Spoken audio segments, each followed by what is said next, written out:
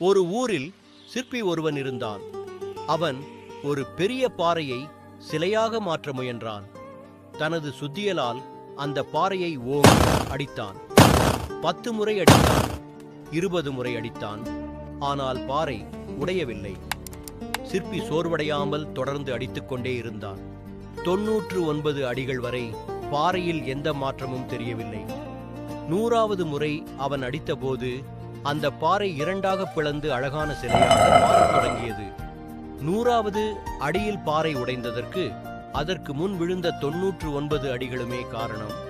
நாம் செய்யும் முயற்சிகள் உடனே பலன் தராதது போல தோன்றலாம்.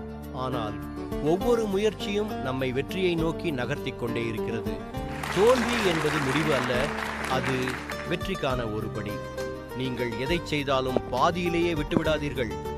அடுத்த அடியில் உங்கள் வெற்றி காத்திருக்கலாம்.